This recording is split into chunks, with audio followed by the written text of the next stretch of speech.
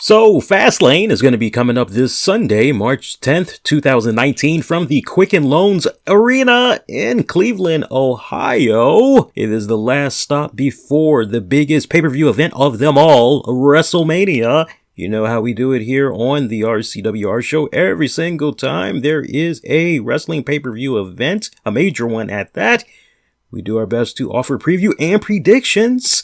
Let's go ahead. Let's jump into this card. Honestly, I think this could very well be a night where not that much significant changes is going to happen as far as titles being dropped. Certain people may be going over and a shocker leading up to WrestleMania. I'm not seeing any of that whatsoever. This could very well be a night where there could be a lot of countouts, disqualifications. You just never know, but I want to put that in the back of you all's minds. So, hey, we had a couple of pre-show matches that were added at the time that we are recording this right now. So it's actually pretty awesome that we waited to dive into this pay-per-view event. But here are your WWE Fastlane 2019 preview and predictions as follows. Starting off with the pre-show, we got New Day taking on Shinsuke Nakamura and Rusev. It looks like it's going to be Big E and Xavier Woods facing Shinsuke Nakamura and Rusev in a tag team matchup. The team of Shinsuke Nakamura and Rusev have proved to have some type of an interesting alliance / chemistry going on. Talk about making the best out of a situation, much to do about nothing. Meanwhile, you've got New Day continuing to feed off of the momentum of one Kofi Kingston with that great match that he had against Daniel Bryan. One episode of SmackDown, and then he had faced Daniel Bryan again at the Elimination Chamber pay-per-view event. So everything's going pretty good. If you're a big Kofi fan, notice he is not involved in this matchup. I don't think he's going to be having any type of an appearance whatsoever during this matchup, but he very well could have some type of an appearance later on during the night. Get into that in just a little bit. But for this one, newly formed team of Shinsuke Nakamura and Rusev, they need some type of momentum going in their favor right now. I'm going to go with Nakamura and Rusev. Rey Mysterio and Andrade, they dropped Cien Almas. Now he's just called Andrade.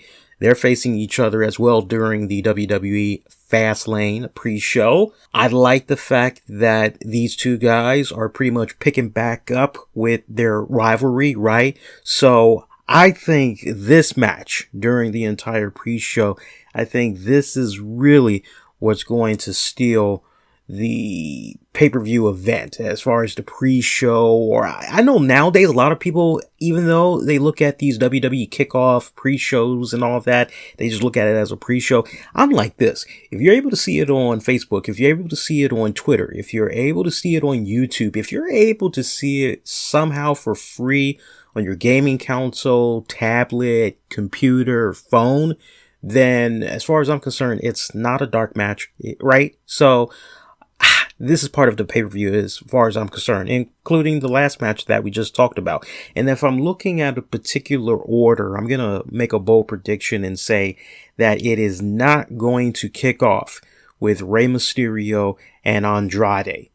I guarantee you, right? Otherwise, that would just be one boneheaded move by the WWE, because it makes all the sense in the world to have Rey Mysterio and Andrade face each other probably, I would say, 20 minutes before the pay-per-view event is getting ready to come on. Maybe even 30 minutes before the pay-per-view event comes, right? I can see a case come about where you bring out Andrade, you bring out Mysterio, both of their entrances. That should take about 7 minutes at most to get through.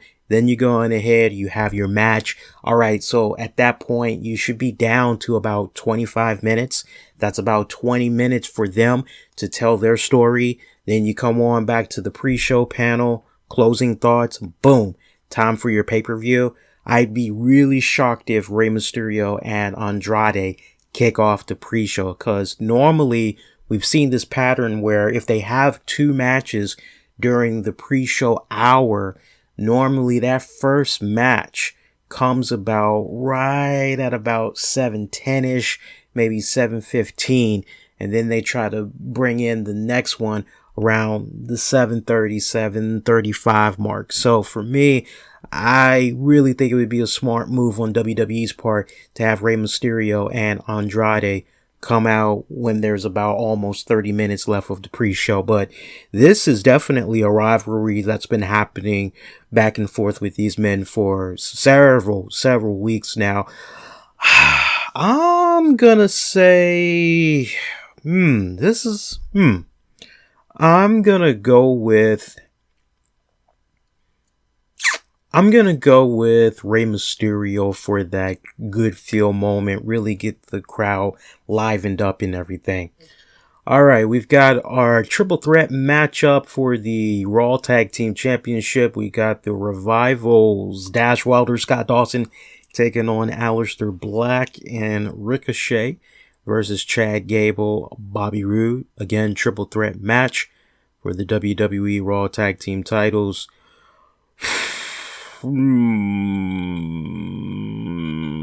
Interesting one right here. So Aleister Black and Ricochet, they've pretty much been undefeated as a tag team leading up to now. Do you have these two men suffer their first loss as part of the Raw roster at a major pay-per-view event?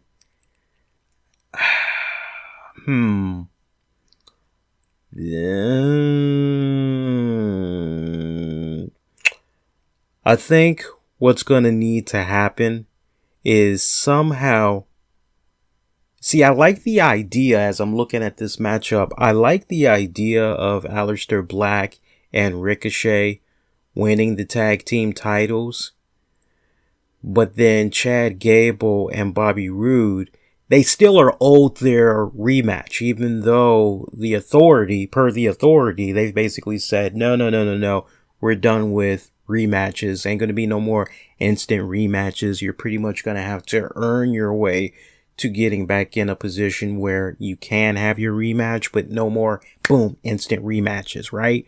So one theory could be Aleister Black, Ricochet takes the tag titles, goes into WrestleMania, and maybe they face off against Chad Gable and Bobby Roode.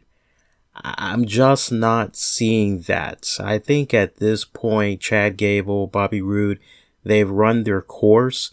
I think now more than ever, you really need to start planting the seeds of a heel Bobby Roode turn. And I think with everything that we've been getting these past couple of weeks, I think eventually that's what's going to happen.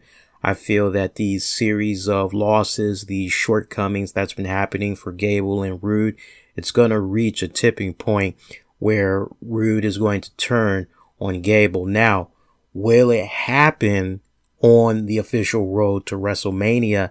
That I'm not really sure about. That's a little bit murky right now. If it were me, thinking about the fact that WrestleMania is going to be at least 5 hours this year and you pretty much need all the matches that you can get, I would actually try to set things off at Fastlane going into Monday Night Raw. They suffer another loss and Bobby Roode finally just freaking snaps, right?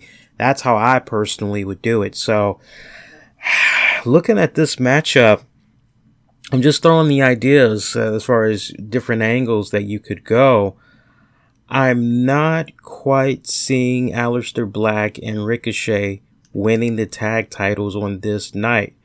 I think what's probably going to end up happening is Chad Gable. I think Chad Gable is going to somehow eat the pin, or he's going to take the submission, and that's how the Revival is going to be able to retain that way. Thus, you're still able to protect Aleister Black and Ricochet.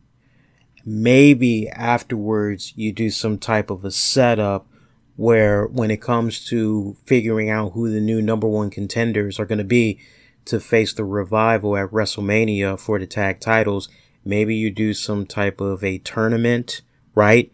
At which Chad Gable, Bobby Roode, they come up short again. Bobby Roode, frustrated by everything that's been coming about, finally lashes out, takes it all out on Chad Gable, right? pretty much set it up that way. Gable, Rude, WrestleMania. So just to put a nice pretty little ribbon around all that, I got Revival retaining the Raw tag titles. We've got Charlotte Flair taking on Becky Lynch. If Becky Lynch wins, she'll be added back to the Raw Women's Championship match at WrestleMania 35. This feels like a foregone conclusion, honestly. It really, really does. I mean, unless you put Ronda Rousey in there and she basically somehow screws the hell out of Becky Lynch to try to make it be a one-on-one matchup, right? Which I don't think she's going to do, because remember, Ronda Rousey wanted for Becky Lynch to be thrown into the mix after weeks and weeks of the trash talking and Becky Lynch just popping up whenever she feels like it, doing the beatdown on Rousey and all that shit. So it makes all the sense in the world for Ronda Rousey. I mean, you want Becky Lynch to be in the match. Why would you try to screw her out of it? It makes sweet, right? It makes it sweeter to be able to go to WrestleMania as the Raw Women's Champion and beat two of the biggest women that's on the roster currently. Two of the most established and veteran female wrestlers that's on the roster, most decorated, right? So far. So I'm just not seeing Ronda Rousey somehow screw Becky Lynch out of her opportunity. Lynch will win. I'm not seeing a monkey wrench thrown in there like somebody comes out on somebody else's behalf. Maybe there's some type of interference or whatnot. I'm not seeing anything like that coming about. The story that they definitely need to tell during this matchup is Becky Lynch's leg. She's not 100%. And Charlotte Flair is going to be looking to target that leg. The story, you have to tell this story. To not tell the story is just idiotic. But since Becky Lynch has been walking around on a crutch with that weak leg early on into the matchup, Charlotte needs to be homing in on that leg and just homing in, going in like a damn viper, you know, just be a stalker, stalk that fucking leg and just work it.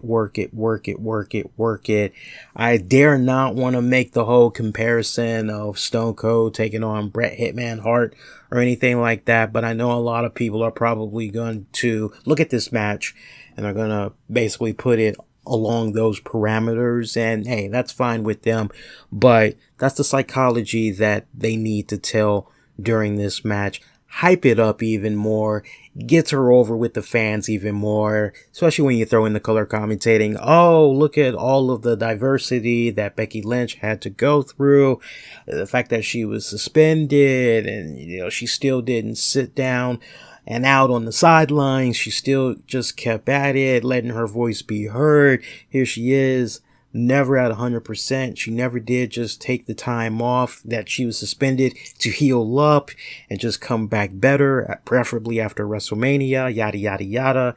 And now look, now she's going to be on her way to WrestleMania. Now, at the same time, you also have to use this opportunity to get Becky Lynch off of television for a couple of weeks. The reason why is because every single time we've been seeing her, she has been on that damn bad leg.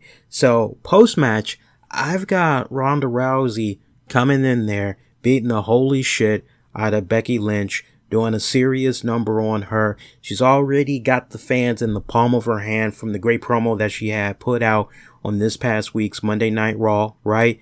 So keeping all of that in mind and then looking at the upcoming schedule, check this out. We've got NXT TakeOver New York. That's going to be happening on April 5th. And then we've got WrestleMania 35. That's going to be happening on Sunday, April 7th. So the fact that it's still relatively early in March right now, if I'm booking this, I'm doing this right. I'm having Ronda Rousey come out post-match, and I'm going to have her put the hurt on Becky Lynch. And so at this point, what you could do is you could have Becky Lynch be out for, I would say, 2 weeks. I think 2 weeks is more than enough. Have her out for 2 weeks. but then bring her back around, I would say, March the 26th on that edition of SmackDown. You could have her come back then. Or you could actually have her come back on April the 2nd, just a couple of days before WrestleMania. You could definitely do it like that. Or you could have her come back that Monday night on Raw for that April 1st. You could have her come back, get her payback on Ronda Rousey, talk about what all had went down on Tuesday night SmackDown. Maybe you have Ronda Rousey come on over. There's another throwdown. There's your go home. Pretty much set it up that way. But at this point, you got to have Becky Lynch be off of TV to try to sell that injury a little bit more and come back healed. It just makes all the sense in the world. So we'll see what happens with that. But that's a no-brainer. Becky Lynch should have that. All right, next matchup. What we got here? Let's see what else we got here. Next matchup, we've got... Hey, and if you're enjoying our WWE Fastlane predictions and previews so far, it's our Call That Match edition. Make sure you smash that like button, share, comment. If you see it on Twitter, retweet it. And if you have not subscribed, please do subscribe so you never miss out on all the great content that comes your way on a weekly basis. Click on that bell notification so you know about all future content that's coming your way soon as it becomes available. Shield taking on Baron Corbin, Drew McIntyre, Bobby Lashley. I've been saying this on social media and there hasn't been enough people picking up on this. I look at the Shield taking these three stooges on as freaking Godfather from 1972. I feel that for the Shield side of things, shit is going to blow up. I said it on my social media feeds. You can go back, you can check it out for yourself. But I basically had said that with regards to the Shield, Dean Ambrose, to quote 1972's Godfather, as far as the roles go, Dean Ambrose is Fredo Corleone. Seth Rollins is Michael Corleone. Roman Reigns is Sonny Corleone. And as we all know from Godfather 1, Godfather 2, Fredo, he could tend to be a fuck up, right? So when it's all said and done, the Shield's big reunion, they're back together, adding up all the reluctance that Ambrose had in rejoining these guys and everything. I've got Ambrose pulling a Fredo. I've got him turning his back on his brothers. This is not going to be some good feel moment. And no, we need to pretty much set things up going into WrestleMania. I don't believe that Roman Reigns would come back and not go at it at full force if he wasn't at 100%.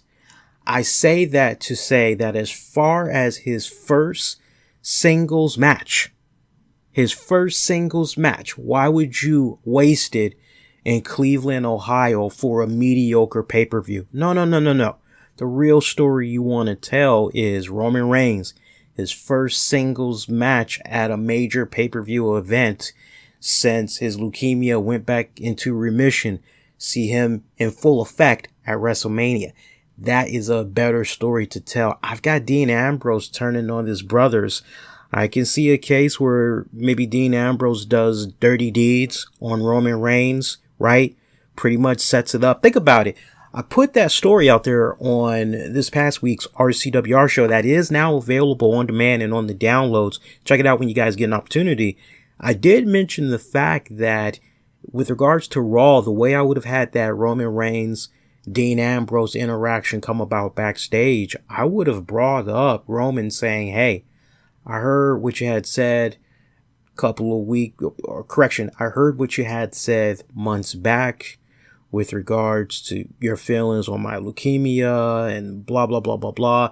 I know you don't really mean that. You and me been down and up the roads for a couple of years now. I love you like a brother. I know when it's all said and done, you had took everything that happened. You took it to heart. You were hurt. You probably felt that I abandoned you, and I'm sorry that you felt that way. If they would have had Roman say something like that, I don't know if maybe WWE thought from the standpoint of they might have been giving the fans too much and that Dean could maybe eventually, yeah, you're right, I was hurt. And so it would almost make sense to a degree why Ambrose has been acting the way he's been acting thus far, or at least towards Roman to a degree, right?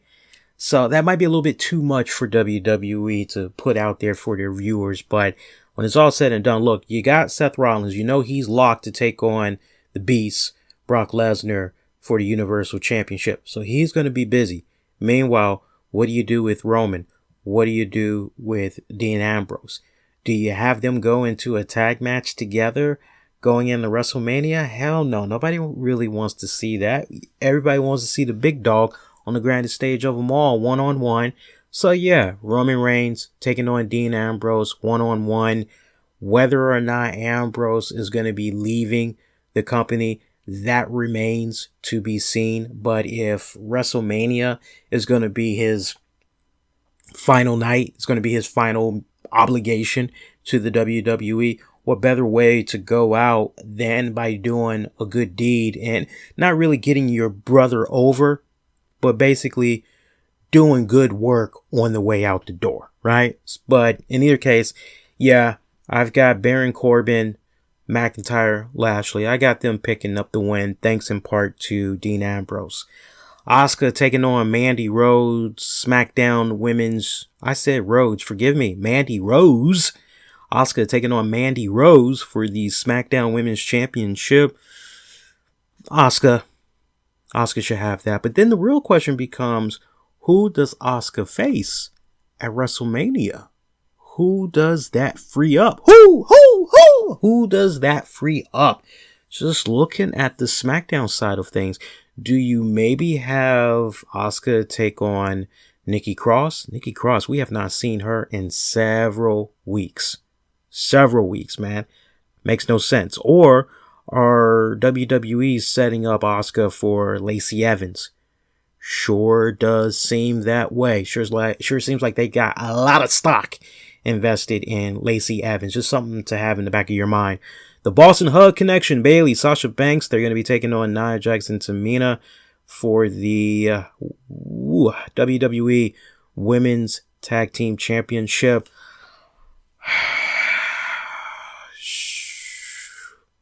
Nothing I would love to see more than Sasha Banks and Bayley lose the tag team titles to Nia Jax and Tamina. I've still been itching and I've been foaming at the mouth to want to see Bayley and Sasha Banks feud with one another. But just when it seemed as though maybe it was going to go in that direction, they've just been this pretty solid tag team together. See, it made a lot of sense at whatever pay-per-view it was where they had crowned I won't say first ever. I mean, I'm tired of people saying that, but basically they brought back the women's tag team titles and the Boston Hug Connection had won them. I was fine with that. Makes a lot of sense, although I would have preferred it if it would have went on some heel girls like Jackson Tamina and just let Sasha and Banks chase after them. That would have made a lot of sense in the world, but that's not what we got. You can't always get what you want. But anyway, so Boston Hug Connection, Nia Jax, Tamina. I'm a sucker for Nia and Tamina, man. I'm on the fence about this one. You know what? I really do not see that much of a shakeup in setting up WrestleMania with this one. I've got the Boston Hug Connection picking up the win. Now, what I wonder though, I wonder just how hot-headed Nia Jax may get. Is it going to be a case where Nia Jax inadvertently gets her and Tamina disqualified, or are they going to be able to take advantage of Tamina, right? That's what I'm kind of looking out for there. Daniel Bryan's taking on Kevin Owens for the WWE Championship. I'm happy that KO is back. But I'm not seeing it right here. I'm not seeing KO defeating Daniel Bryan for the WWE Championship. I'm just not seeing that. Daniel Bryan has been just having an awesome hot streak so far Just not seeing that happen. Now, the real question, remember what I said earlier about Kofi Kingston? Do you maybe have Kofi pop up after Daniel Bryan retains, gets in the face of Daniel Bryan, takes the fight to Daniel Bryan, lays him out, holds that WWE Championship up high to a big ass pop from the crowd? You gotta have that. You gotta give the fans that moment, because so many people feel in storyline that Kofi got screwed. But legitimately, you've got people that are pissed that Kofi is not facing Daniel for the title. So you gotta send the people home happy. It makes all the sense in the world to have Kofi Kingston come out there. No New Day. Remember what I said earlier. How you got Big E and Xavier Woods taking on Nakamura and Rusev. You do not need Kofi Kingston tagging along with them. Let him be gone. Let people wonder, where exactly is Kofi? Was Kofi that hurt that he wasn't in the main event for the WWE Championship, that he sat this one out? I would love it if the boys in New Day could really sell this leading up to the pay-per-view and saying, hey, we haven't been able to see or hear from Kofi these past couple of days.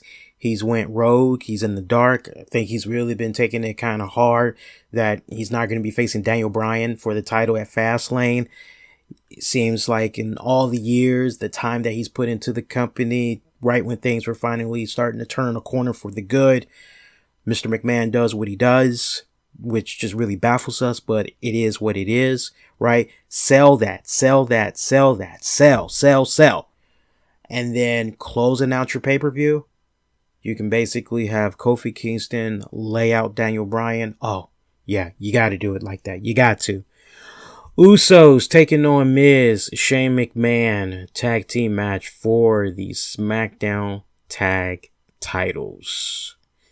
This is going to be in the Miz's backyard, because he is from Cleveland, Ohio. You got Miz and Mrs. that's getting ready to return in April. Miz and Mrs. are expecting another child. Miz has not exactly taken a little bit of time away so he can enjoy quality time with the family. Same thing can be said about Shane O'Mac as well. A lot of people have been anticipating Miz turning on Shane McMahon. But then a lot of people have been anticipating Shane O'Mac turning on The Miz.